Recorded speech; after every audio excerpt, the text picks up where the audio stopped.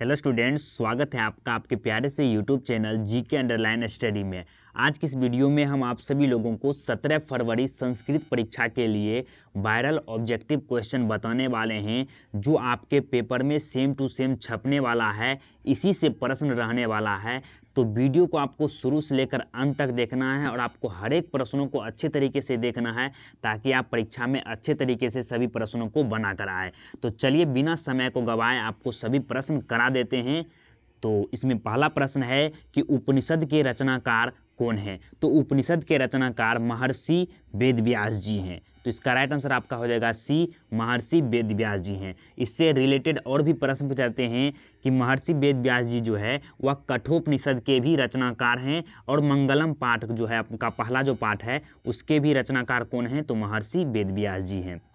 उसके बाद दूसरा प्रश्न है कि मंगलम पाठ के रचनाकार कौन है। तो मंगलम पाठ के रचनाकार अभी तुरंत बताए थे महर्षि वेदव्यास जी। तो इसका भी राइट आंसर आपका सी हो जाएगा, महर्षि वेदव्यास जी। उसके बाद तीसरा प्रश्न है कि मंगलम पाठ में कितने मंत्र संकलित है। तो मंगलम पाठ में कितने मंत्र संकलित है, तो 5 मंत्र संकलित है। तो इसका भी राइट आंसर आपका सी हो जाएगा, 5।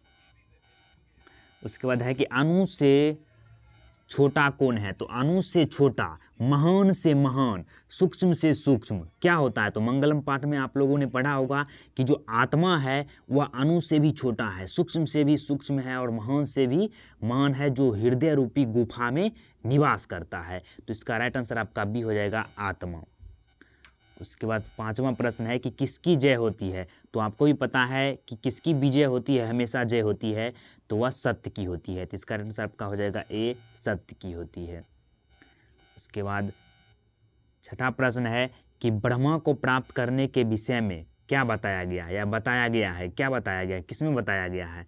तो ब्रह्मा को प्राप्त करने के विषय में जो है वह मुंडकोपनिषद में बताया गया है। तो इसका आंसर आपका हो जाएगा डी, मुंडकोपनिषद।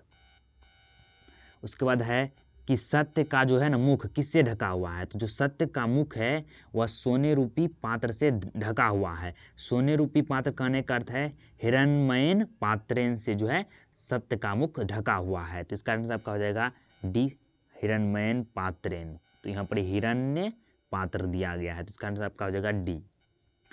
उसके बाद है कि पाटलिपुत्र का जो है ना इतिहास लगभग कितना वर्ष पुराना है। तो पाटलिपुत्र जिससे आज आप पटना के नाम से जानते हैं, इसका इतिहास जो है 2500 वर्ष पुराना है। तो इसका आंसर आपका ए हो जाएगा, 2500 वर्ष। उसके बाद देखिए नेक्स्ट है कि किस काल में जो है पटना का नाम पाटलीग्राम था। तो बुद्ध के काल में, बुद्ध के जीवन काल में जब है वह पटना का नाम जो है वह पाटलीग्राम था। देखिए इससे रिलेटेड एक भी प्रश्न पूछ सकता है। इसे जो है ना प्राचीन में कुसुमपुर के नाम से जाना जाता है, क्योंकि वहाँ पर जो है ना बहुत सारे फूल थे, जो है तालाबों में बहुत सारे फूल थे, जिस कारण से कुसुमपुर के नाम से भी जाना जाता था। तो इसका आंसर आपका हो जाएगा ए, बुद्ध के जो है ना काल में पटना का नाम पाटलीग्राम था। उसके बाद 10वां प्रश्न है कि कौमुदी महोत्सव कहाँ मनाया जाता था। तो कौमुदी महोत्सव पाटलिपुत्र में मनाया जाता था। ये प्रश्न सब्जेक्टिव में भी कराए हैं कि कौमुदी महोत्सव क्या होता है, इसे किस प्रकार से मनाया जाता था। अगर आप सब्जेक्टिव का वीडियो देखना चाहते हैं तो उसका भी लिंक आपको डिस्क्रिप्शन में मिल जाएगा। जिस तरह से हम लोग यहाँ पर दिवाली, छठ, दुर्गा पूजा मनाते हैं, उसी प्रकार से कौमुदी महोत्सव जो है पटना में चंद्रगुप्त मौर्य के शासनकाल में बड़े ही धूमधाम से मनाया जाता था। तो इसका आंसर आपका सी हो जाएगा। उसके बाद नेक्स्ट है कि किसके शासनकाल में पाटलिपुत्र की शोभा तथा रक्षा व्यवस्था अति उत्कृष्ट थी। तो चंद्रगुप्त मौर्य के समय में जो है जो पटना का शासनकाल की जो व्यवस्था थी वह एकदम उत्कृष्ट थी, रक्षा व्यवस्था के साथ भी। तो इसका आंसर आपका हो जाएगा बी।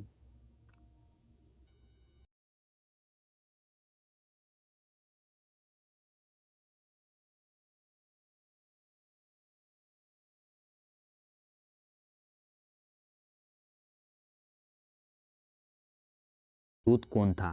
तो यूनान का राजदूत जो है वह ह्वेनसांग था। तो इसका आंसर आपका बी हो जाएगा। सॉरी, यहाँ पर ह्वेनसांग नहीं, मेगास्थनीज होगा। मेगास्थनीज जो है यूनान का राजदूत था। आप इसका आंसर देख सकते हैं, तो मेगास्थनीज हो जाएगा। उसके बाद नेक्स्ट है कि मैथिल कोकिल जो है नाम से कौन प्रसिद्ध है। तो मैथिल कोकिल नाम से कौन प्रसिद्ध है। तो विद्यापति प्रसिद्ध है। आलस कथा के लेखक भी विद्यापति जी हैं। तो इसी से प्रश्न ये था। अगला प्रश्न है आपका कि अलस कथा पाठ कहाँ से संकलित है। तो जो अलस कथा पाठ था जिसके लेखक कह सकते हैं या लेखिका विद्यापति हैं, वह जो है पुरुष परीक्षा से लिया गया है। तो कहाँ से लिया गया है? पुरुष परीक्षा से लिया गया है। इसका आंसर आपका बी हो जाएगा। उसके बाद नेक्स्ट है कि मिथिला का जो है मंत्री कौन था। तो मिथिला का जो मंत्री है वह वीरेश्वर था। तो इसका आंसर आपका डी हो जाएगा, वीरेश्वर। उसके बाद नेक्स्ट है कि मनुष्य को कौन नष्ट कर देता है। तो मनुष्य को कौन नष्ट कर देता है? तो आलस जो है वो मनुष्य को नष्ट कर देता है। 18 नंबर का प्रश्न है कि वीरेश्वर नाम का जो मंत्री है वह कहाँ रहता था। तो मिथिला में रहता था। तो इसका आंसर आपका डी हो जाएगा, मिथिला में रहता है। तो इस मंत्री के बारे में यह भी पूछा जाता है कि यही मंत्री जो थे, जो सभी आलसियों को ये निमंत्रण देते हैं और उसे भोजन कराने का जो है प्रबंध करते हैं। तो वो कौन मंत्री था? तो वीरेश्वर मंत्री था। तो इसका आंसर आपका क्या हो जाएगा, बी, मिथिला में रहते थे।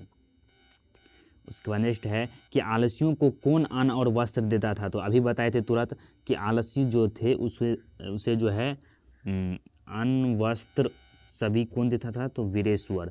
तो इसका आंसर आपका डी हो जाएगा, वीरेश्वर। उसके बाद नेक्स्ट है कि आलसी पुरुष कितने थे। तो आलसी पुरुष कितने थे? तो आलसी पुरुष जो है वह 3 थे। तो इसका राइट आंसर आपका 4 थे।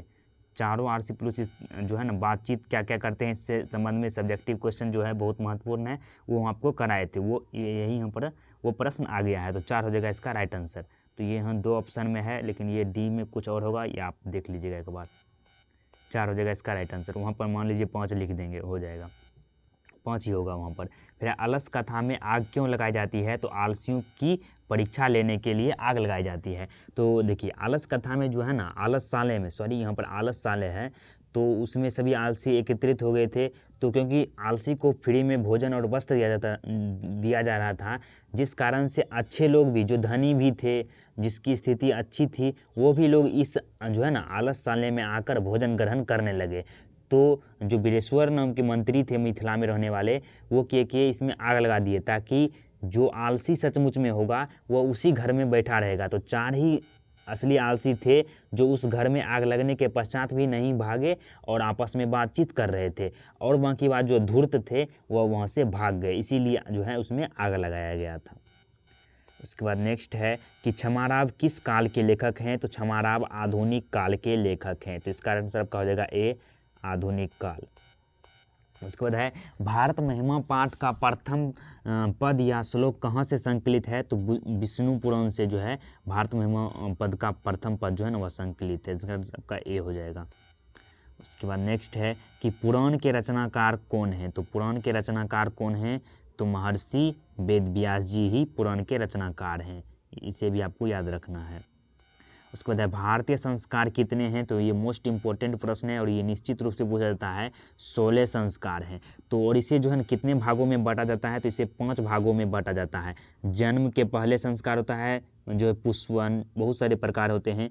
तो जन्म के पहले हो गए, जन्म के बाद फिर शिक्षा संस्कार, उसके बाद विवाह संस्कार, और लास्ट में जो है मृत्यु के उपरांत होता है अंत्येष्टि संस्कार। तो 5 भागों में बांटा गया है। तो इसे आपको याद रखना है, जन्म के पहले, जन्म के बाद, शिक्षा से संबंधित संस्कार, और विवाह संस्कार और अंत्येष्टि संस्कार। तो इस प्रकार से 5 संस्कार होते हैं। 16 संस्कार तो इसे 5 भागों में बांटा गया है। आगे भी इससे रिलेटेड बहुत सारे प्रश्न कराएंगे, आपको क्लियर हो जाएगा पूरा। फिर है कि सीमंतोन्नयन संस्कार किस संस्कार में गिना जाता है। तो यह जो है जन्म पूर्व संस्कार में गिना जाता है। तो इसका आंसर आपका सी हो जाएगा। उसके बाद शिक्षा संबंधित संस्कार कितने हैं। तो शिक्षा संबंधित संस्कार 5 हैं। तो इसका आंसर आपका सी हो जाएगा, 5। अक्षर ज्ञान सभी जो है ना प्रारंभ होते हैं। ये सभी सब्जेक्टिव प्रश्न में अच्छे तरीके से बताए हुए हैं, आप जाकर देख सकते हैं। फिर बचपन में कितने संस्कार होते हैं। तो 6 संस्कार होते हैं। 5 संस्कार ऊपर हो गया, उसके बाद शिक्षा से, और ये 6 हो गया बचपन से। आप जोड़ते जाइएगा। उसके बाद है संस्कारों का जो है ना मौलिक अर्थ है। तो संस्कारों का मौलिक अर्थ है दोष दूर होते हैं और गुणों का निर्माण होता है, यही है संस्कार का मौलिक अर्थ।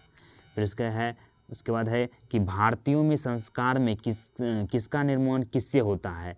तो जो है ना भारतीयों में संस्कार से मतलब किस चीज़ का निर्माण होता है। तो व्यक्तित्व का निर्माण होता है। इसका आंसर आपका बी हो जाएगा। उसके बाद 31 है कि वेद की पढ़ाई जो है ना शुरू करना किस संस्कार के अंतर्गत आता है, तो शिक्षा संस्कार के अंतर्गत आएगा, पढ़ाई से रिलेटेड। उसके बाद संस्कार को कितने भागों में बांटा गया है, तो अभी बताए थे 5 भागों में बांटा गया है। उसके बाद है कि मरने के बाद कौन सा संस्कार होता है, तो अंत्येष्टि संस्कार होता है। वह कितने हैं, तो एक ही हैं, इसका आंसर का ए हो जाएगा। उसके बाद है कि किस संस्कार के द्वारा मनुष्य गृहस्थ जीवन में प्रवेश करता है, तो विवाह संस्कार के द्वारा मनुष्य जो है वह गृहस्थ जीवन में प्रवेश करता है, तो इसका मतलब का सी हो जाएगा। फिर पुष्पवन जो है संस्कार किस संस्कार के अंतर्गत आते हैं, तो यह जन्म पूर्व मतलब जन्म से पहले के संस्कार हैं, पुष्पवन संस्कार। उसके बाद है कि अंत्येष्टि संस्कार कब होता है, तो मृत्यु उपरांत होता है, तो मरने के बाद होता है, इसका आंसर बस सी हो जाएगा। उसके बाद है कि अक्षर जो है ना आरंभ किस प्रकार के संस्कार के अंतर्गत आएंगे, तो जन्म पूर्व संस्कार के अंतर्गत आएंगे। सॉरी, यहाँ पर अक्षर आरंभ है, तो अक्षर आरंभ मतलब ज्ञान हो गया, शिक्षा अध्ययन, तो वह शिक्षा से संबंधित आ जाएगी, ये नहीं होगा आपको। उसके बाद है कि सप्तपदी जो है ना किस संस्कार के अंतर्गत आते हैं, तो विवाह संस्कार के अंतर्गत, जैसे सिंदूर दान हो गया, बहुत सारे जितने भी उसके अंतर्गत आते हैं वह सब किस में आ जाएंगे, तो विवाह संस्कार में। उसके बाद है कि जो है ना गुरु के घर से अलग होकर गृहस्थ जीवन में प्रवेश करना किस संस्कार के अंतर्गत आएंगे, गृहस्थ जीवन याद रखना है, विवाह संस्कार। उसके बाद है कि सिंदूर दान किस प्रकार के संस्कार में आते हैं, तो विवाह संस्कार में आते हैं। उसके बाद कौन शब्द सीमित रूप में व्यंग रूप में व्यवहार होता है, सीमित रूप में व्यंग रूप में कौन सा जो है ना शब्द जो है ना व्यवहार में होता है, तो वह संस्कार, इसका मतलब का सी हो जाएगा। उसके बाद है कि गर्भाधान जो है ना गर्भधारण करना किस संस्कार के अंतर्गत आता है, तो जन्म पूर्व संस्कार के अंतर्गत आता है। उसके बाद है जन्म से पहले कितने संस्कार होते हैं, तो 3 संस्कार होते हैं, जिसमें आप पहले एक ऊपर वाला देख चुके हैं। उसके बाद है गृहस्थ के कितने, यहाँ पर देखिए गृहस्थ के कितने संस्कार हैं, तो गृहस्थ के 1 संस्कार हैं, वही विवाह संस्कार। उसके बाद है नामकरण किस संस्कार के अंतर्गत आता है, तो शैशव संस्कार के अंतर्गत आता है, ये जन्म से पूर्व का संस्कार है, 3 होते हैं। तो है नीति श्लोक पाठ के रचनाकार कौन हैं, तो महात्मा विदुर जी हैं, इसका मतलब का ये हो जाएगा महात्मा विदुर। उसके बाद है कि विदुर नीति जो है किस पाठ में संकलित है, तो वह भारत महिमा पाठ में, सॉरी नीति श्लोक पाठ में संकलित है, तो इसका मतलब का हो जाएगा ए नीति श्लोक। उसके बाद है काम क्रोध और लोभ किसके द्वार हैं, तो काम क्रोध और लोभ नरक के द्वार हैं, इसका मतलब का भी हो जाएगा। नरक के कितने द्वार हैं, तो ये आपको यहाँ से बता देना है। उसके बाद है कि रूप जो है ना रूप की रक्षा किससे होती है, तो उबटन से होती है, मतलब सफाई करने से आपके रूप की निखरता बढ़ती है, तो रूप की रक्षा किससे होगी, तो उबटन से। उसके बाद है कि अध्ययन जो है ना अध्ययन जो है आपका उसकी रक्षा किससे होगी, तो अभ्यास से होगी, जितना ज़्यादा आप अभ्यास कीजिएगा आप उतनी ही ज़्यादा चीज़ों को सीख पाइएगा।